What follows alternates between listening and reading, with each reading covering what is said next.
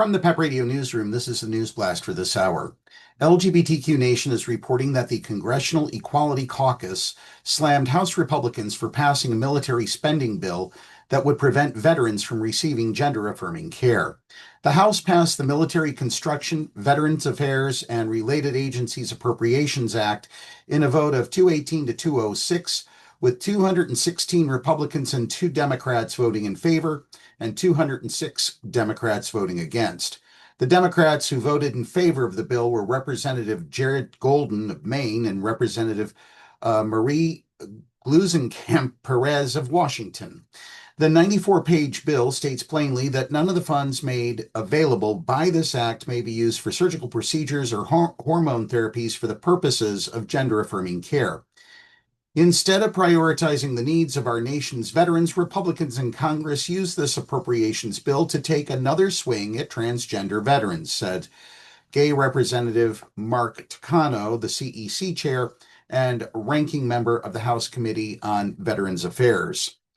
Takano explained that the administration has already rescinded a policy that ensured transgender veterans could receive health care without facing discrimination, and announced they were phasing out trans veterans' treatments for gender dysphoria.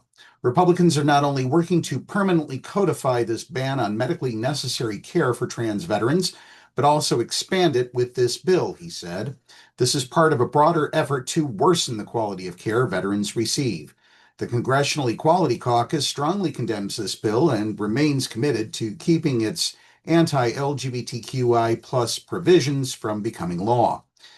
The bill comes after the Department of Veterans Affairs recently rescinded a February 2013 directive requiring it to provide, quote, clinically appropriate care, including preferred names and pronouns, to transgender and intersex veterans. The directive said trans vets who are currently receiving hormone therapy could continue to do so, but it forbade any new vets from receiving the same treatment. In response, Takano and 68 other Democratic members of Congress signed a letter to VA Secretary Doug Collins, calling the new policy an affront to transgender veterans. Your decision to pit veterans against each other is also shameful, the letter continues.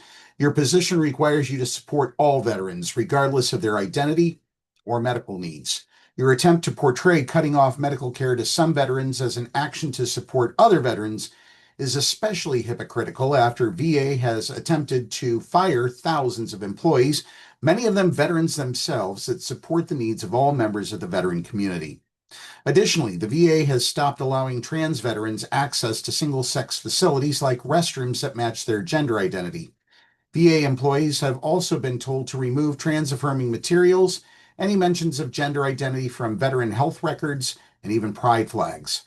These actions intentionally create an environment that is unnecessarily hostile toward transgender veterans, which will undermine efforts to provide these veterans with the services and care they need, the letter adds. The letter asks for Collins to rescind the new policy on gender-affirming care and to answer questions about the cost of the department's gender-affirming medical care, whether the VA consulted medical professionals before changing its policies, how the VA will enforce its anti-trans restroom ban, and what the VA is doing to support trans veterans' mental health and well-being in light of its other recent anti-trans actions.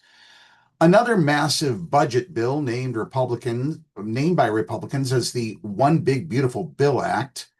I like to think of it as the Big Ugly Beautiful Bill Act, or BUBBA, would take health care away from many trans people in its current form. The version passed last month by the House bans Medicaid and CHIP from paying for gender-affirming care for transgender people, and also banned policies sold in healthcare exchanges established by the Affordable Care Act, also known as Obamacare, from covering gender-affirming care. But the Senate parliamentarian Elizabeth McDonough ruled last week that these 3 measures violated the Byrd Rule, which only allows budget measures to pass under reconciliation, according to a report from Axios. This means that the Senate will need to secure the support of at least 7 Democrats to pass the bill, with these measures included. That's the News Blast for this hour. If you watch our videos on YouTube, please subscribe to the PEP Radio channel.